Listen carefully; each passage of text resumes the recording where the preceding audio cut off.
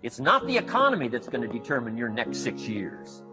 It's your philosophy about labor and about activity and about miracle and soil and seed and sunshine and rain and the economy and the banks and the money and the companies and the schools and what's going on. It's your philosophy and your attitude, and then your ability to take action. All of that we call the process of life change, miracle working. Results. Results. Every once in a while, you got to take a measure, see how you're doing with these three pieces: philosophy, attitude, activity. Now we take a measure called results. What is the results at the end of the day, the results at the end of the week? You can't let too much time go by without checking. When time goes by, 6 years I'd been out there working when I met my teacher, Mr. Shope. Shope said, well, Mr. Rohn, let's just go through a little summary here. He said, in the last 6 years, how much money have you saved and invested? Let's go through a little tab list here. How much money have you saved and invested the last 6 years? I said, what? 0. He said, you have messed up. He said, who sold you on that plan? What if you were 50 and broke? Right? Didn't need to change countries. Bought the wrong plan. What a sad scenario that would be. Shope said these questions. Let's go through some results. He said, how many books have you read in the last 90 days? I said, what? 0. Wisdom of the world available? Change your life, change your future? Wisdom of the world available? Develop any skill you want? Earn the kind of income you want? Have all the treasures you want, equities you want, relationship with your family that you want, everything that you want available, and the wisdom of the world to help you get it? What all should you engage in? As many things as you can. Why not go to the max? I've got a good question for you. How tall will a tree grow? As tall as it can. Did you ever hear of a tree growing half as high as it could? No. Trees don't grow half. They grow all. Full. They drive their roots as deep as they can, stretch as high as they can, produce every leaf they can.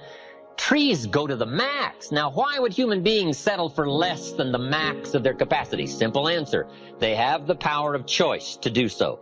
It gives us the dignity of being human beings, called the power of choice. So we've got a couple of choices. Let me give them to you. Here they are.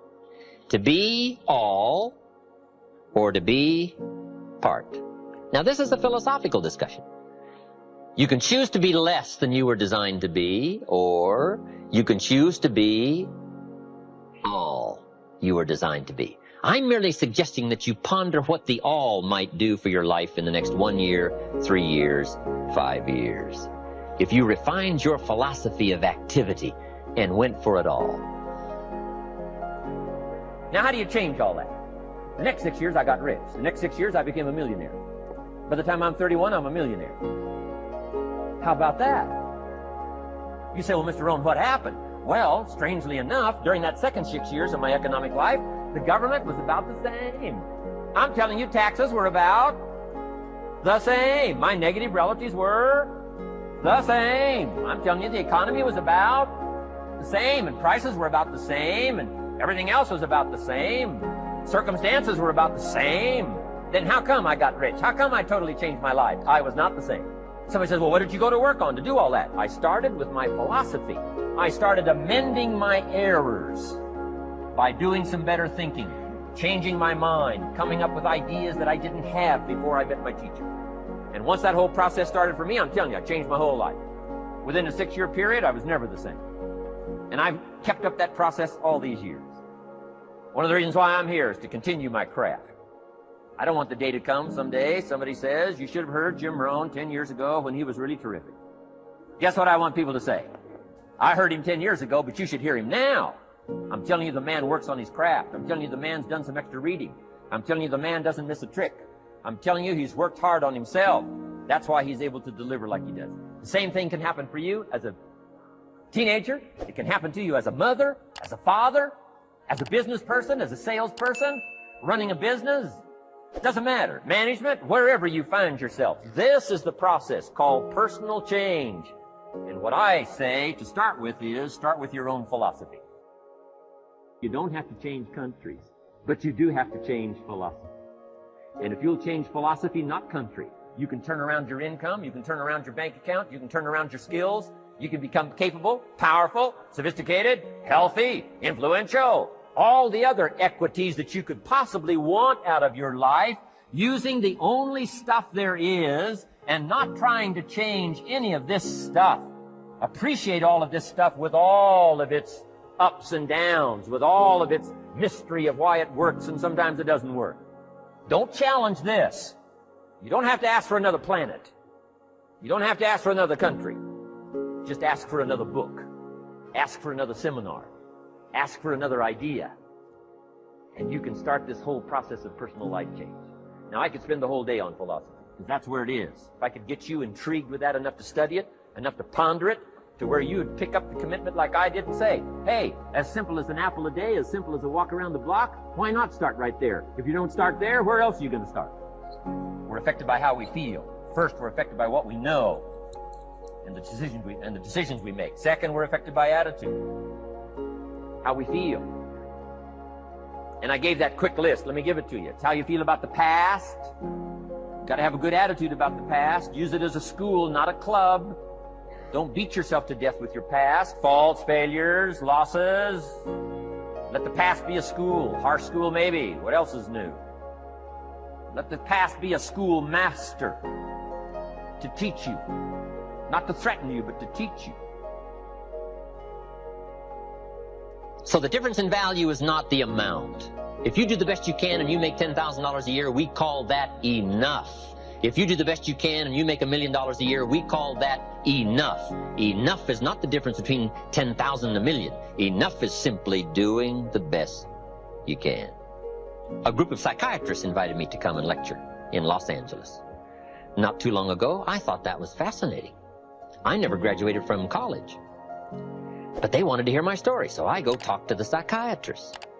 Then in the middle of my talk, I had the audacity to say, ladies and gentlemen, let me tell you what I think most messes with the mind.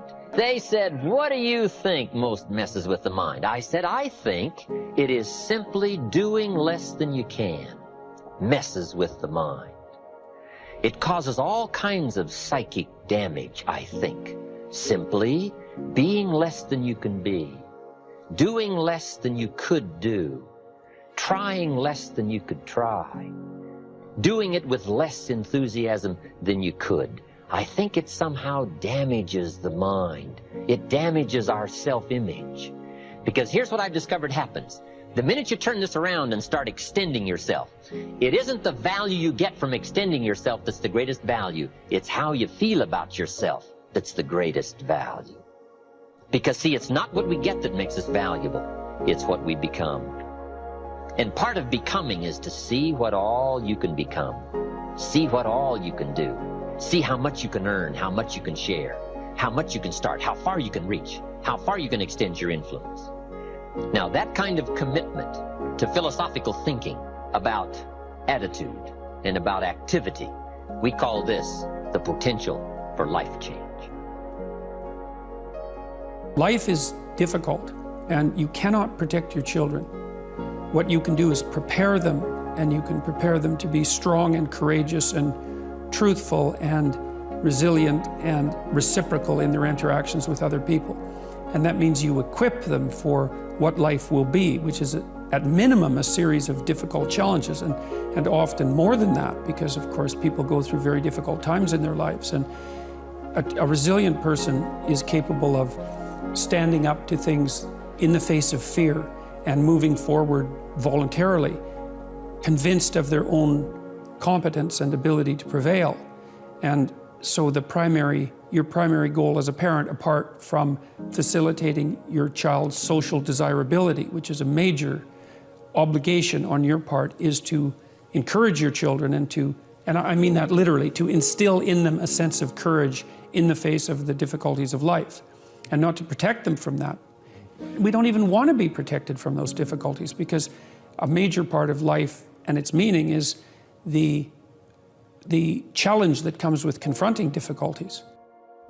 Any type of danger, right, gives you this flight or fight response. So train. It starts with training. Jiu-jitsu, boxing, Muay Thai, wrestling, shooting, competing, right? You get used to those butterflies. When you compete, you get those butterflies and you get used to them. And so train. and get used to seeing how that reaction, what that adrenaline feels like, and also get used to understanding what the superior action is, right?